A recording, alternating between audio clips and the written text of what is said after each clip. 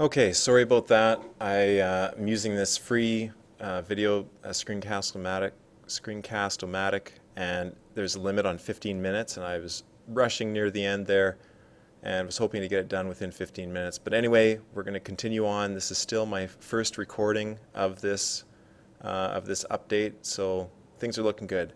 So anyway, we've got /users, and if there's people that are seeing a problem right now, just hang tight, and I'm going to address that, okay? But if you can see /users, that's great. So we're going to click New User, and we're just going to test out here that it's working. I'll put in my email here, John McDonald, right? And we'll create user, and you can see now that the user was successfully created. We click back. We've got this listing here, and what we did there earlier with the Rails G scaffolding is it went and generated a whole bunch of files. One of them, like, here's the user's controller. You know, when we hit /users, that's what's happening here. /users equals user.all, which loads up in the views for users. And if you're not familiar with Rails, the default mappings of the routes to the directory structure sort of work like this, where you've got the controllers. That's like /users, and then index. You know, here's the actual view for listing out the the users. So the scaffolding can be really helpful to get things started. The default database that's used is called SQLite, and in here you'll notice this here is the actual development SQLite file. So that's where the data is stored. And under migrate is where the migrations are. So here's the migration for creating the users. And you'll recall that I did rake db migrate. These are all things that as you begin to learn Rails, those will be some of the first things that you learn. So yeah, if we go back, and if there's some people that can't see this /users, let's go back. For those people that are having problems, the problem is that there's an issue, and I don't exactly know what the issue is, but there are some. Well, I'll just show you here. By default, the JavaScript runtime that's being used is what comes with, it's the Windows script host, I think they call it. And for short here, it says JScript.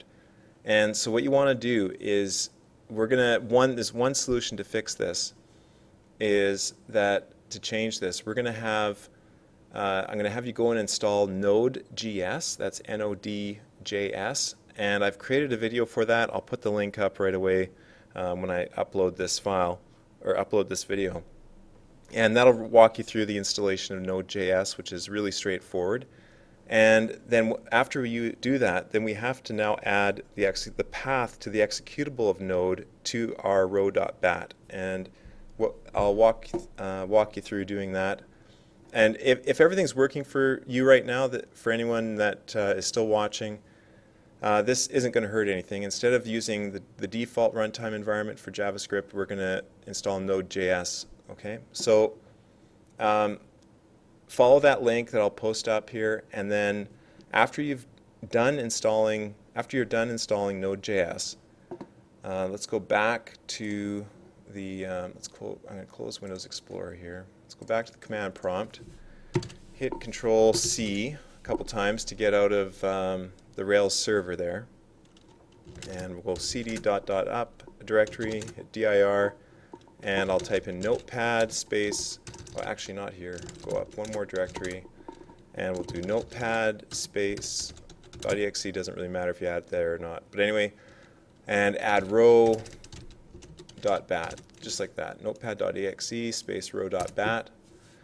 And what we're going to do is we're going to add to the path the executable for Node. Okay, so we're going to do this %path %, and then now we need to go find out where is Node installed. And in my case, we'll just do go to Explorer.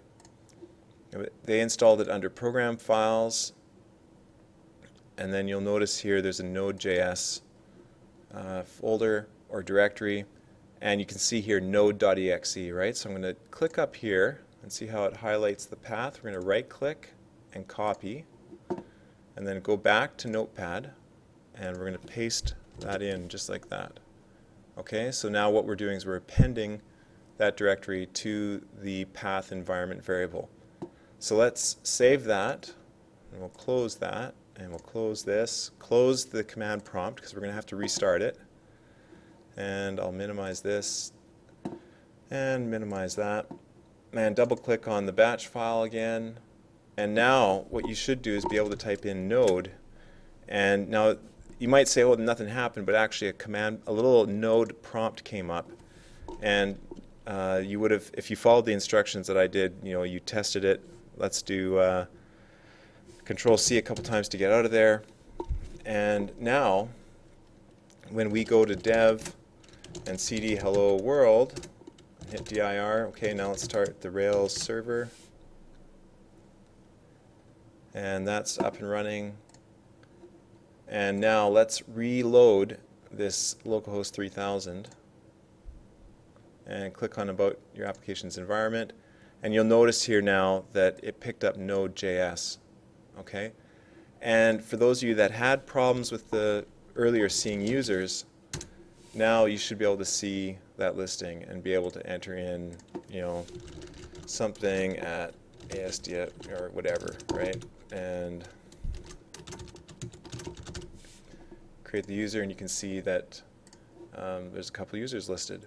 Now, seeing as we're already here and I've got a bit more time, I'll do a Control C a couple times out of here. And for those of you not familiar, Rails has a console. So if we do like Rails C, you can notice here, you can ignore this as a warning here, nothing to be worried about. It's just something that hasn't been removed yet.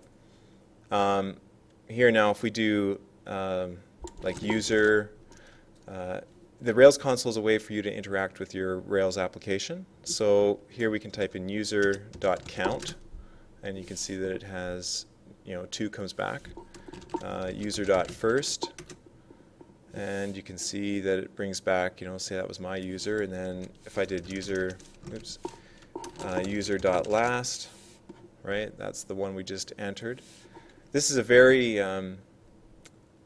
active record is the database abstraction layer here. So you can see actually what's happening from the SQLite side, that there's this actual, these are the commands that are actually going to the database, but instead of having to type that all out, all you have are these very, very simple commands, right?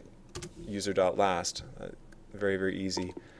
So yeah, that's just a little bit of the Rails, looking at the Rails console, and we'll get out of that. I hope you found this useful, and if you have any questions, I'm always happy to help people out and on your beginning journey with Rails.